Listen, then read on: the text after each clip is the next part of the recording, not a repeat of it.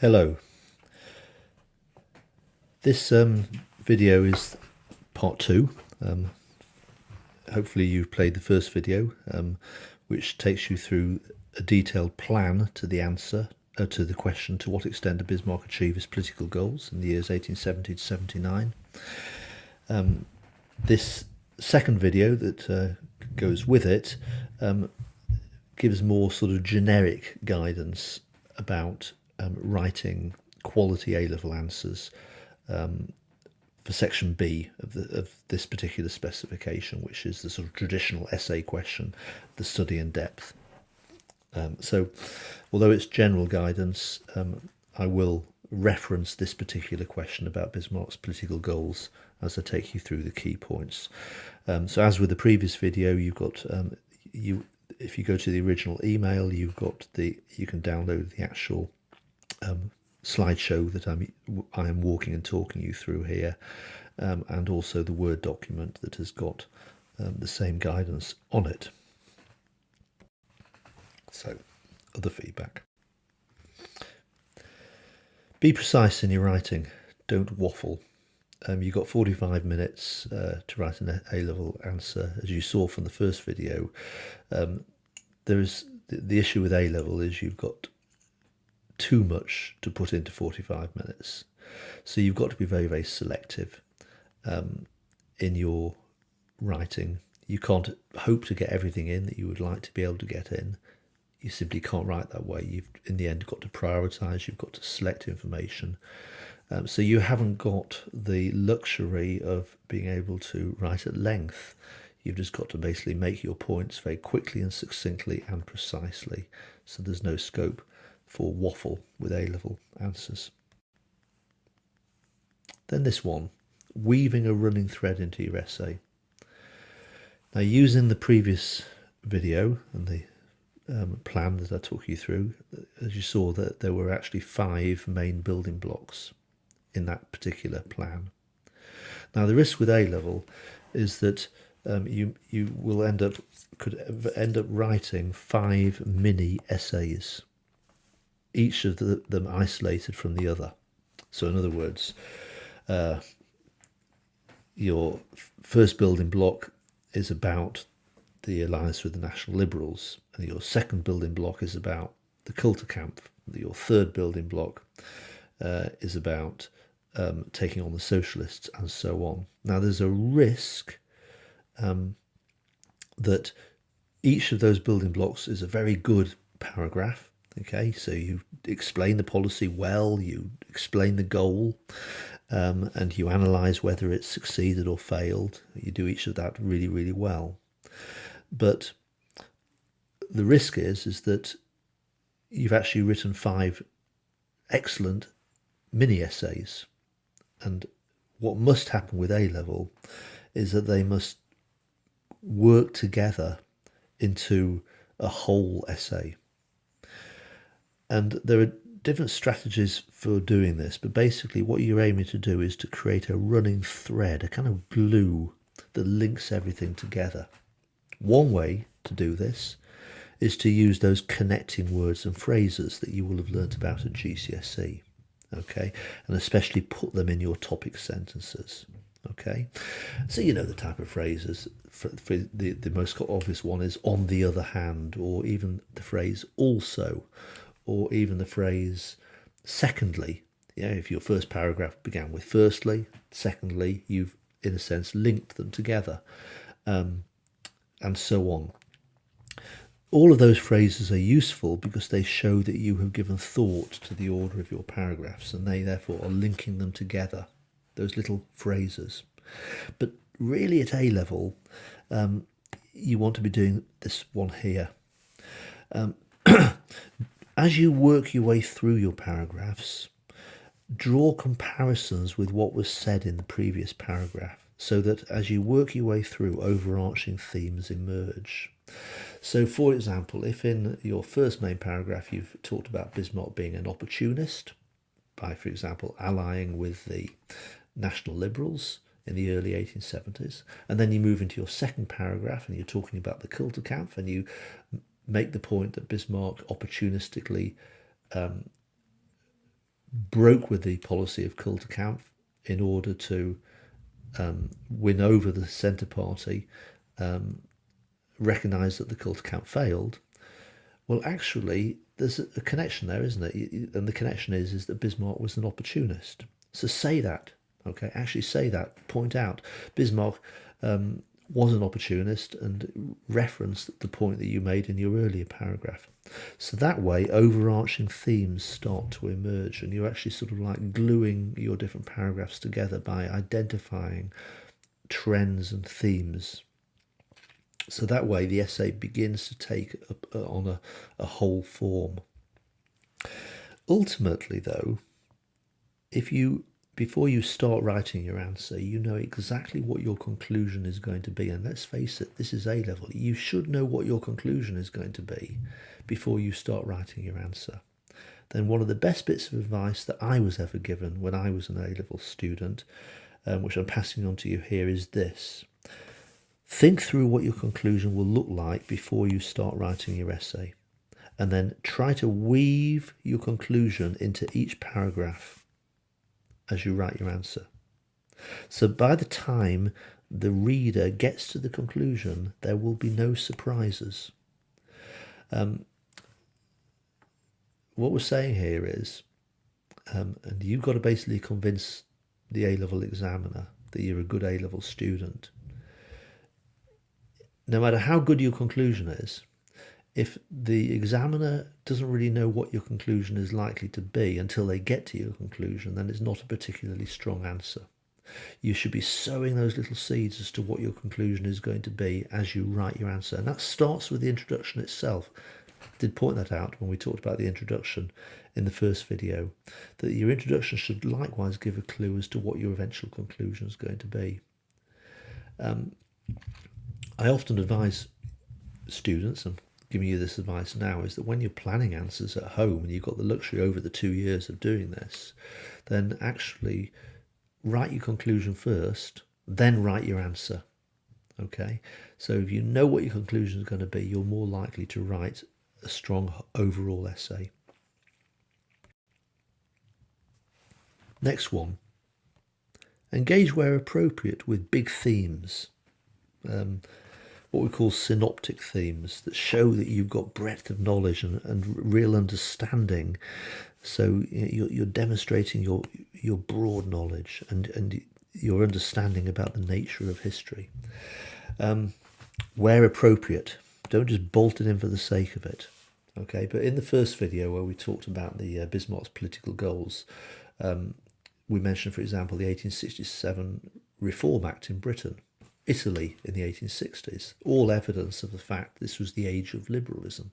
Okay, so when Bismarck, against all his natural instincts, formed an alliance with the National Liberals, he didn't like to do that because they were the middle classes, but he was steering his ship through, floating on the sea of time, that these were large forces that he couldn't take on because they were not just happening in Germany, they were just the forces of the age. The industrial revolutions across Europe had created the middle classes. Bismarck needed to work with the middle classes, not take them on. So making a reference to the 1867 Reform Act in Britain is showing synoptic knowledge. Making a reference to Italy is showing synoptic knowledge. Other themes, the theme of causation. What makes things happen in history?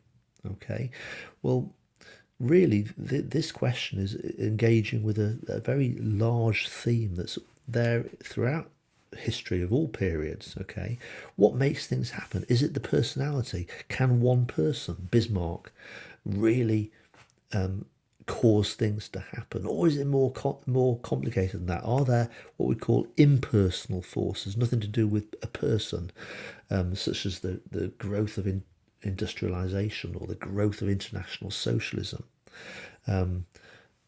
They are the things that make things happen in history, and that Bismarck can't change that. Now, there are two schools of thought. There are what we call the intentionalist school of that are historians who believe that one person can shape history. Okay, that history can be controlled by one person like Bismarck.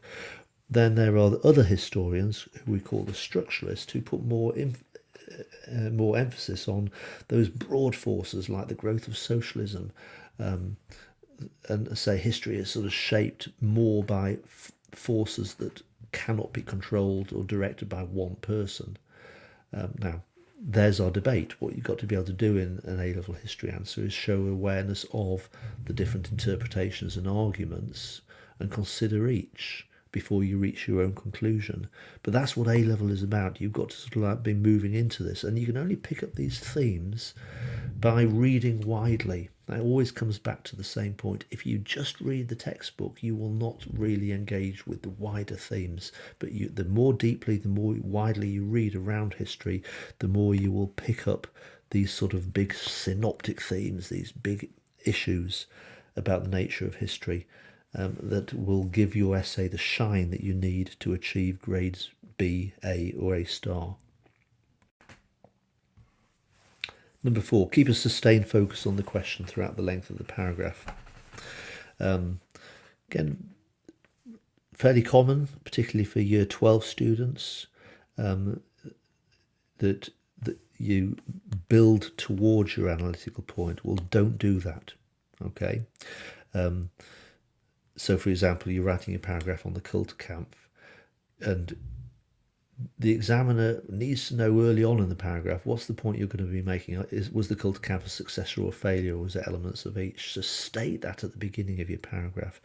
Don't sort of like talk about the Kulturkampf and talk about what the Kulturkampf was, and then only in the final sentence or two of the paragraph say whether it succeeded or failed, because it's then sort of too late, and you've sowed a seed of doubt in the mind of the examiner, who's thinking, you're actually telling me a story here. The key bit is the analysis, isn't it? The key bit is the bit about whether it succeeded or failed. So you've got to kind of like be grappling with that point at the beginning of the paragraph and throughout the paragraph, all the way through, talking about success or failure. So don't sort of waste time with background information before you reach your analytical point. Okay, get to your point straight away. Don't build up towards it. So that's the point there. Make a clear point about success or failure early on in the paragraph. Then explain aims and methods and weave your analysis into the whole paragraph. Don't just bolt your analysis on at the end of the paragraph. Be probing in your analysis. Avoid generalisations. This is deep sort of like thinking. Be awareness of the weaknesses. Be aware of how somebody may criticise your viewpoint. So therefore be rounded. Consider the possible weaknesses. So, for example, explain why the policy was a success or failure. Don't just state it was a success or failure. You've got to explain why and use your detailed knowledge. And that therefore may mean you've got to sort of engage and use proper terminology, use the right vocabulary, show an understanding of those subtleties. So look at success or failure from different angles, different perspectives. You could argue that the Kulturkampf was a short-term failure, but it was a long-term success. Okay, then in the short term, at the time, there was a lot of resistance. Catholics resisted. It was clearly not working. But in the long term, Bismarck turned that failure into a success because he then abandoned the policy of the Kulturkampf, and by doing that he won the support of the Centre Party, and that was necessary to get the laws passed for protectionism. So therefore you could argue that he learned from his mistakes. So therefore the Kulturkampf on that level was a lesson learned. Therefore he drew successes from defeat. So it's using the language, short-term versus long-term. And again, you can only do that if you're aware of the arguments and the counter-arguments, and you're aware of the debate, and that can only come from reading widely around the topic. So that links to point number 6. Show awareness of that debate. Okay. It is certainly of value on one or two occasions in an answer to refer to historians' names and their distinctive interpretation. Okay. Don't just refer to a historian just for the sake of it. Don't quote from a historian, just any quote. It's got to be to support a distinctive interpretation. Don't overdo this. Examiners want to know where you stand, so don't hide behind others. And if you do quote, and sometimes it's useful to sort of include a short, 3 or 4 word phrase. It's got to be a distinctive interpretation. It's got to be directly relevant to the question. Okay, so in this case, a quote about success or failure. Don't just quote anything, but it's got to be a quote from a historian that would substantiate an argument about success or failure. But if you do quote, try to quote from the most recent historians. Arguably a weakness from my previous plan that I took you through in video 1 was that my quotes were from Lee, and Lee wrote his book about 30 or 40 years ago. Evans, in The Pursuit of Power, his book was written in 2015. So the more recent, the better. Next one, write confidently. I've used the phrase several times, don't just sit on a fence, okay? Don't just sit on the shelf in this particular case. Phrases such as, there is a weakness to this argument, which is, on balance, therefore, the counter-argument is more convincing, actually shows that you are writing confidently. You've got the confidence to assert your view. Notice there, I just use the typical phrases. You don't use the word I. Try not to use the word I. So, for example, I think that, or in my view. Okay, that's weak style. Okay, whereas there is a weakness to this argument, which is, on balance, the counter argument is more convincing. Okay, that sort of like language is better academic writing. Include some reference to primary source material, including perhaps a short learned quote, a memorized quote, again, that's relevant to the question, that strengthens your analysis. At the back of every chapter in Lee, you've got sources. And with those sources, you've got questions and even modelled answers that show you how you can use those sources in your written answers. So, if relevant, and you can find a particular source that you feel will substantiate a point you're trying to make, then refer to it. Refer to that source. Refer to, the diary entry of Lieutenant Colonel Bronsart of 7th of December 1870, who said that, and you include 2 or 3 words. Weave it into your answer. Again, don't overdo it. Just maybe once in 45 minutes at some point. But that, again, just shows the depth of your knowledge, the fact you do know primary sources. And what we're talking about here is, if you're aiming for those top grades, A star, A and B, these are the techniques that will impress the examiner to give you the grades.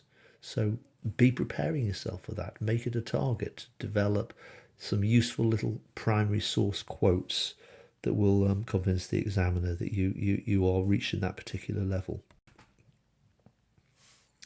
Use the actual historical vocabulary in your writing.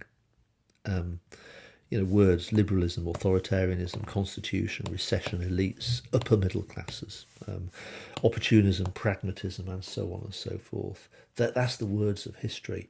And by using those words, you will save other words. Okay, too often candidates, because they don't have the vocabulary, they have the understanding, but if they're not using the precise words, they will use too many words to say what they need to say, whereas these words are shortcuts. They will save you time if you use these words. Okay, you don't need to explain the meanings of the words. If you're using them well, it's obvious you understand the correct meaning. Never talk about the people. Okay, that's far too generalised. Okay, at A level, you've got to be very precise. Even the phrase middle class is too vague. Okay, are you talking about the upper middle class? Are you talking about the lower middle class, the Mittelstand, the professional middle classes? You've got to be really, really precise.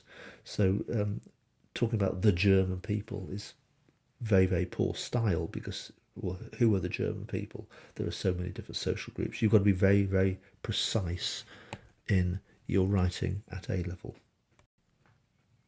Quality of written communication is essential. That one in particular really cannot emphasize strongly enough. Use an apostrophe to show possession. That is wrong. That is correct. Learn by heart any spellings I've corrected. I don't correct spellings and capitalisation just for the sake of it. I'm telling you that you do not want to lose the examiner, because the examiner is a stickler for precision. All of those points, I won't take you through them, but the spelling, punctuation and grammar, the written communication is essential at A level. Always leave a left-hand margin, okay? So it goes without saying, it's so frustrating if I don't have space to write comments. If I write see me, then do that, okay? If I write see me, then do that. Very, very frustrating if I tell you to see me about something and then you don't bother, okay? At the time I'm thinking I need to have a one-to-one conversation with you about this. Don't wait for me to come to you, you come to me. Okay, I'll stop at that point. There's a preview of what will be your next section B question, but I'll talk to you more about that in class. And that covers the sort of general points for this particular video. Hopefully that was useful for you. Thank you very much.